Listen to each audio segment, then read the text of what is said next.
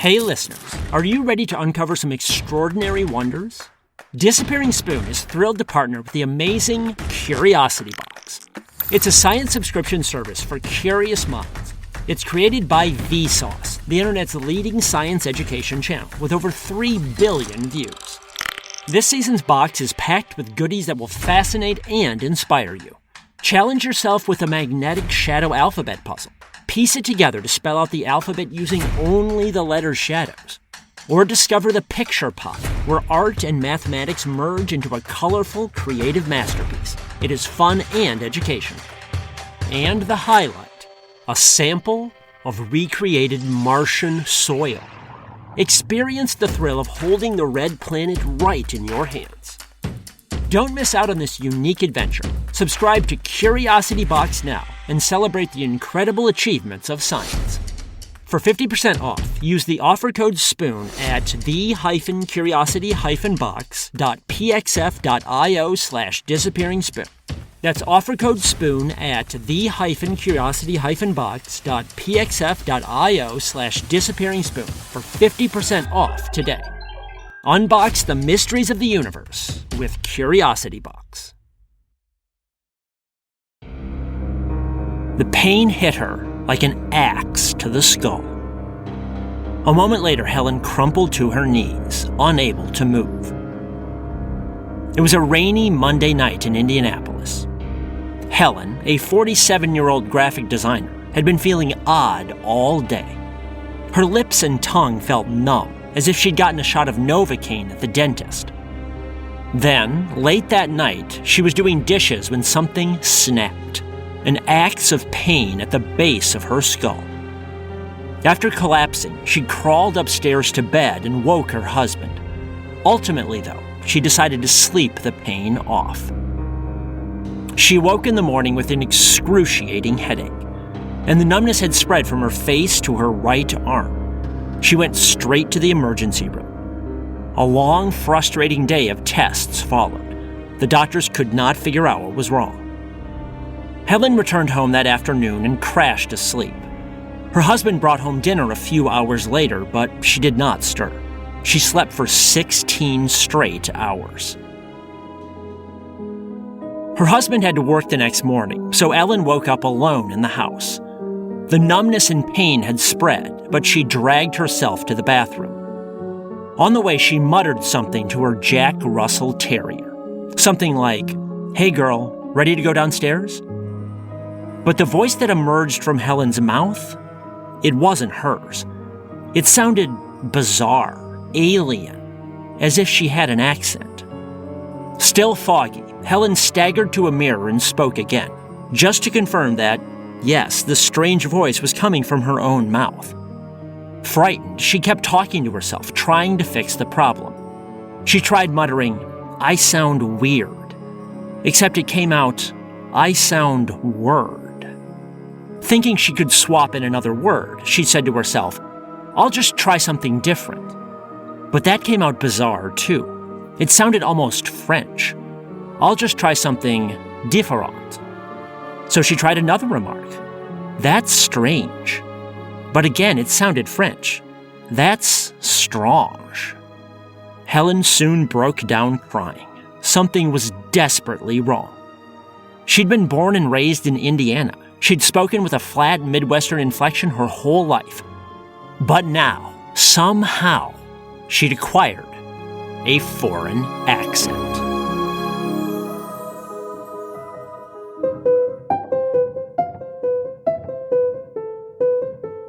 From the Science History Institute, this is Sam Keene and the Disappearing Spoon, a topsy-turvy, science-y history podcast, where footnotes become the real story.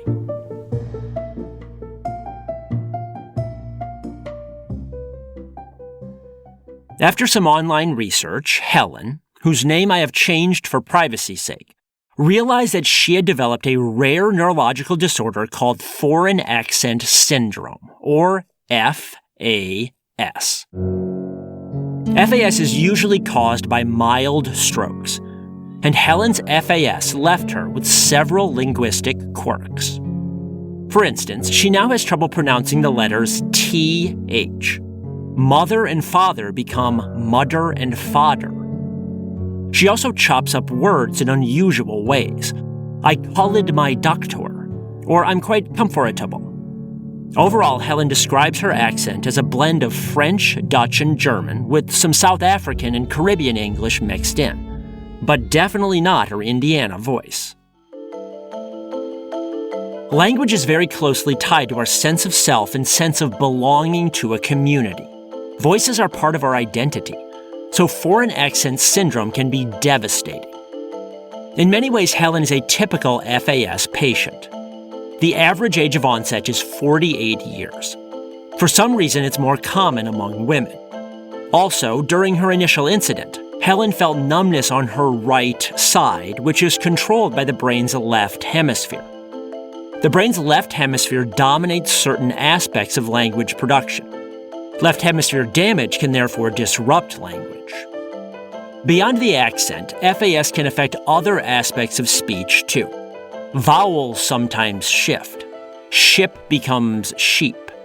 Sometimes people pronounce silent letters or add unnecessary syllables reminiscent of Pig Latin. Standing becomes satanding, or picture becomes pickature. The rhythm and melody of speech, the prosody, can also change. People's pitch might rise where you'd expect it to fall, or vice versa. Or they might stress the wrong syllables in words. Sometimes people pause too often, as if struggling to come up with the next word. For the most part, people with FAS can still make themselves understood and still express complex ideas. Their intelligence does not suffer, but language does.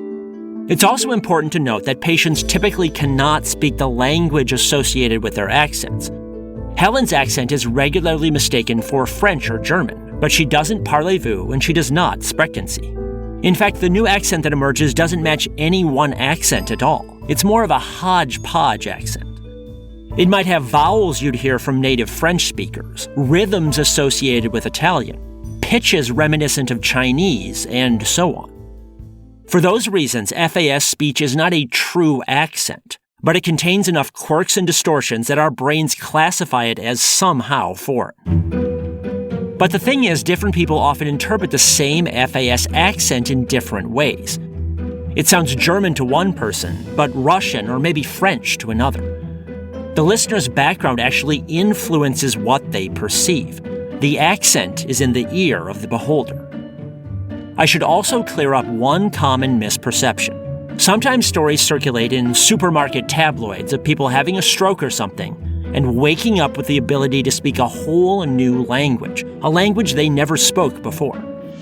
Now, however cool that would be, those stories are hogwash. I don't care if your best friend's sister's boyfriend's brother's girlfriend heard it from this nurse who knows a doctor who swore it happened to this guy he knows. People just don't wake up speaking new languages. Instead, it's probably a case of foreign accent syndrome that got exaggerated through a game of medical telephone. Now, beyond knowing that it arises after mild brain damage, scientists disagree about what causes foreign accent syndrome. It's also possible that different cases have different causes, but the root of most cases seems to lie in the mouth and the throat. Speaking a word aloud requires two steps: planning and execution. Planning takes place in the brain. Execution involves moving the lips, tongue, voice box, and lungs in a coordinated way. Speech problems in general can arise from hiccups with either step, but foreign accent syndrome seems to be an execution problem. Neurologists know this because people with language planning problems often make characteristic mistakes, like saying dappy haze instead of happy days. But FAS patients never make those oral typos. More specifically, some scientists trace the execution problems of FAS to poor articulation. Speaking aloud requires shaping the mouth and throat just so, to sculpt the flow of air streaming through. Those movements are delicate, and brain damage can hinder our ability to choreograph them. If the mouth or throat is shaped wrong, the speech that emerges will sound distorted. Again, strokes are the most common trigger for FAS, but scientists have linked the syndrome to other things too: multiple sclerosis, infections, electrocutions, schizophrenia, brain tumors, even neurotoxicity from spider bites. And FAS is not just restricted to English. It appears in languages worldwide and can cause a dizzying array of perceived accent shifts, from Japanese to Korean, Spanish to Hungarian, Dutch to Turkish, Georgian to Cajun, and so on. But according to one survey of cases, most FAS patients start off speaking languages like English or Dutch and acquire accents associated with Romance, Eastern European, or tonal languages like Chinese. Why? The researchers who did the survey argue that Romance, Eastern European, and tonal languages require more effort to speak.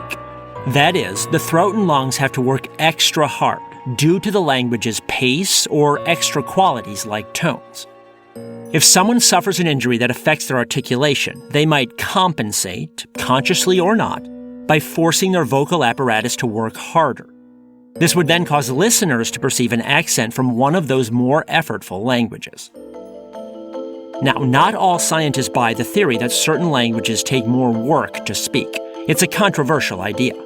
But if that theory does prove true, it would mean it's much more likely for a native English speaker to acquire a faux French or Chinese accent than for the inverse to happen. Although the first reported case of foreign accent syndrome dates back to 1907, there's been much more interest in the syndrome recently. 93% of all known cases have appeared in the neurological literature since the year 2000.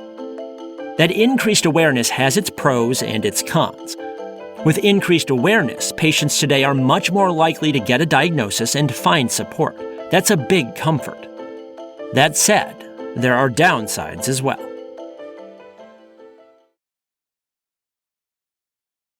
The downsides of increased attention on FAS are many. Whenever Helen, at the start of the episode, had a doctor's appointment, 8 or 10 neurologists would crowd around her, all barking questions. They were so eager to get a glimpse of a real-life FAS patient. Media attention can be overwhelming, too.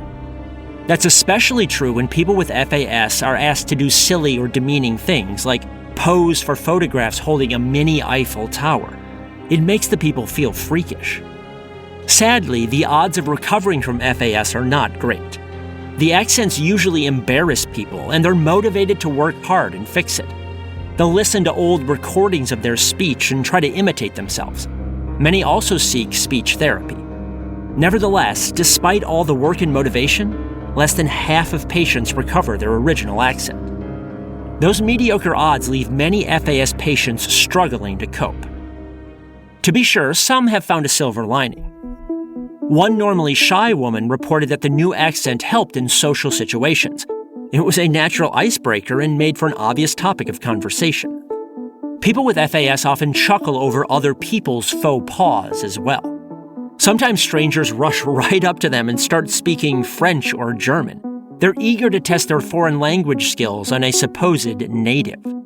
Helen also said that people never could tell her apart from her sisters on the phone before. But now, she laughs, they know it's her right away. More commonly, however, people with FAS feel angry and frustrated. Helen remembers a friend calling her up shortly after her foreign accent emerged. The friend hung up immediately upon hearing her voice, thinking that she had dialed the wrong number. When the friend called again, Helen had to prove her identity by talking about common memories. Helen's mother-in-law also more or less ordered her to just snap out of it. She insisted that if Helen slowed down and took her time, she could speak correctly if she wanted to. Talk about frustrating. Fortunately, Helen still has a good relationship with her mother-in-law, but not all patients are as lucky with their loved ones. One patient lamented how people would whisper that he had taken to drinking. Other patients have been labeled mentally unstable or accused of perpetrating a sick joke. In some cases, people mourn their voices and listen to old recordings of their voice over and over. Some people feel like a twin has died, or even that their old self died.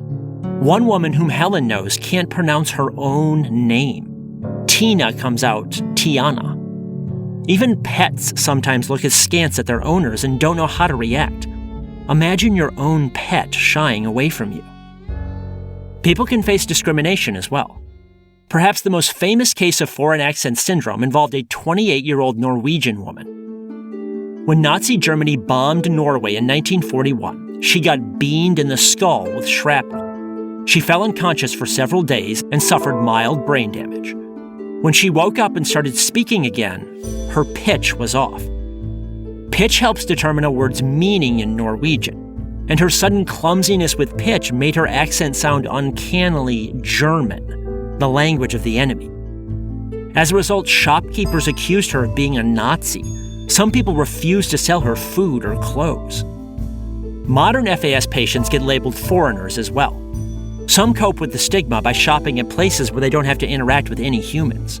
Others go to extreme measures to find new communities. One British woman flew to Poland because she believed that people there shared her accent and that she'd feel at home again. An American woman traveled to England for similar reasons, only to find that everyone there assumed she was South African. The American woman also had trouble with immigration officials, who questioned the supposed discrepancy between her speech and her passport. People with FAS often cope by censoring what they say. Helen says she's learned the hard way to avoid certain words. One day she was teaching a course for children on how to train dogs. She told one mother that her child needed to fill out some sheets. Only it didn't come out sheets. It came out SHITS. Luckily, the mother didn't overreact, but Helen now uses the word forms instead. But not every word has an easy workaround. From the very beginning, Helen could not say the word yesterday. The T always goes missing. Yesterday. She's been searching for 12 years to find a workaround for yesterday, and still has not come up with one. As a result of such mistakes, instead of just speaking normally, Helen is constantly monitoring her own speech to avoid certain words. But being constantly self-aware while you're speaking is exhausting. She compares her mental state to learning a foreign language. She has to think consciously about every word and is always second-guessing herself. Holding even simple conversations has become a slog. Helen finds solace in running FAS support groups online and by checking in with people who sound down or depressed. She herself remains upbeat and can laugh at herself most of the time. But there are sad days too. We often forget how powerful voices are. They form a key part of our identities. And perhaps more than any other trait, they bond us to our communities. Our voices declare, I am one of you. I belong. But Helen and others with FAS know how fragile those bonds are. As Helen says, my husband doesn't get to hear the voice that said I do. My child doesn't get to hear a bedtime story because I can't say certain words in Little Red Riding Hood. Imagine that. Like so many things in life, we take our speech, our voices for granted, right up until the moment they disappear, and take our old selves with them.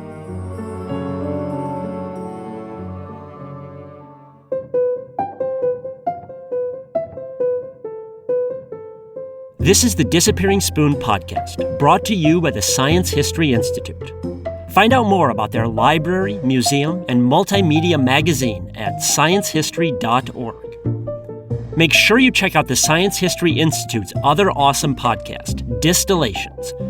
You can find their in-depth narrative stories and interviews about everything from space junk to sex, drugs, and migraines, anywhere you get your podcast, and on their website, distillations.org. You can find more incredible stories from my books at samkeen.com. You can also book me as a speaker at your school or event. If you like this podcast, please support it at patreon.com/disappearingspoon. It costs as little as 7 cents per day. You can also get bonus episodes and signed books. Please spread the word to others as well, and subscribe in iTunes, Stitcher, or other places. This episode was written by me, Sam Keen. It was mixed by Jonathan Pfeffer and produced by Mariel Carr, Rigoberto Hernandez, and Padmini Raghunath.